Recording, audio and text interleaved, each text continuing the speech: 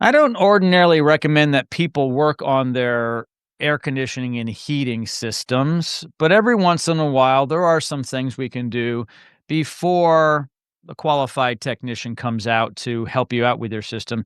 I've asked Mario Lopez to join me from Attic Man today here on Checker Pro Radio to answer some questions. How are you, my friend? I'm doing good. How are you? I am great. Thank you so much for joining me today here on the program. So, someone wrote into the show, what maintenance tasks can I do myself to keep my heating and air conditioning system running efficiently? I think we've talked about some of these things in the past. What can people do themselves that is safe? Yeah, I mean, single-handedly, the most important thing a homeowner can do to maintain their system by far is keep your filters clean. Mm. If you have disposable filters, which most homes do, a 1-inch disposable filter, make sure you're changing it at least every 90 days. If you have pets, then I would recommend every 60 days. We've talked about this before, Jim. I mean, the number one reason that an air conditioner breaks down is because of poor airflow, and it can almost always be deduced down to a dirty filter. So, that's something that any homeowner can do. Sometimes that return might be in a ceiling and it requires a ladder. So obviously, if you, for whatever reason, can't climb a ladder, then you may want to call a pro to have them come out and do that for you. But keeping that filter clean is by far the most important thing you can do.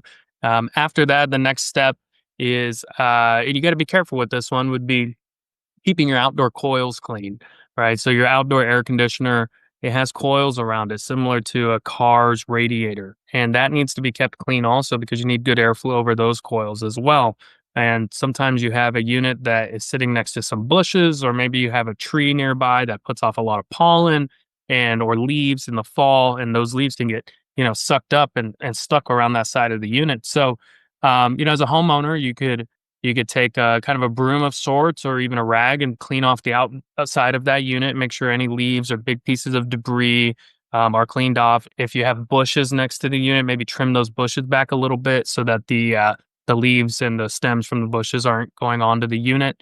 And then this is where you want to be careful. You could take a hose, right? You could take a hose and use very light pressure and just go around the outside of that unit, because underneath that metal casing are the coils, and we want to make sure those are clean too.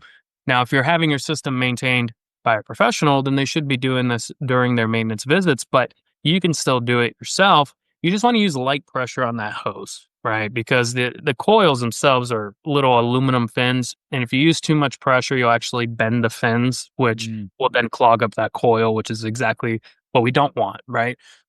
So yeah, changing your filters, keeping the coils clean with a hose with low pressure. Those are a couple things any homeowner can do to maintain their system. A couple things here. On the filter, some people may not have that 1-inch filter in their return. They may have those bigger media filters. So, for those of you who are watching and listening, you may not find the little one. You might find a thick one. And where would that be? Yeah, so especially if it's been installed in the last 10 years, you might come across where you have a thicker filter. We call it a media cabinet filter. And that's typically going to be located at the actual furnace itself. So if your furnace is located in the attic and you have a media filter, then at that point, that would require getting into the attic space to change that filter. Those filters do last longer because they are thicker. Those can typically last anywhere from 6 to 9 months at the most. So you don't have to change them as often as the 1-inch filters.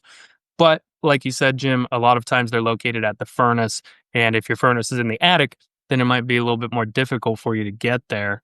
You do also have furnaces that are located maybe in a closet or in a garage. We'll call that a vertical application.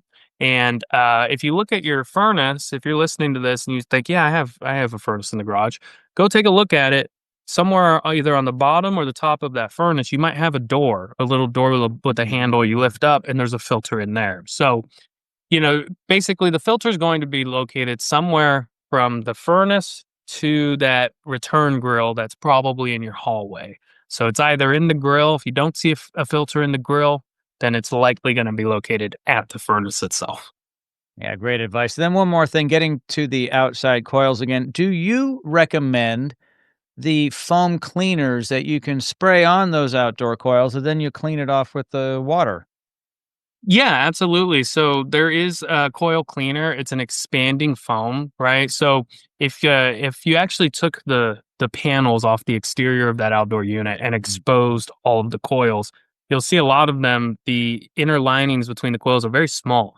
So a lot of debris or leaves or what have you can fill up in those small gaps. And just running a hose in those situations or spraying a hose through it, you might be able to get 70, 80, 90% of it, but by using the spray foam, you spray the foam into those cracks and it expands and it'll take all that debris and actually push it out to where then it's easy. You just take a hose and you can hose it down from there. So yeah, definitely recommend them. For a homeowner, I would be weary just because, like I said earlier, you could damage your fins. You Mm. probably want to leave that to a professional. Not to mention, depending on what unit you have, some of those panels are really easy to take off, and then some are very difficult, and putting them back on is twice as difficult, and they have to go on and snap together a certain way, so a lot of people struggle with that too. Absolutely. All of Mario's information is located in the show notes of this podcast. As always, thank you for joining me, my friend. Anytime. Thanks, Jim.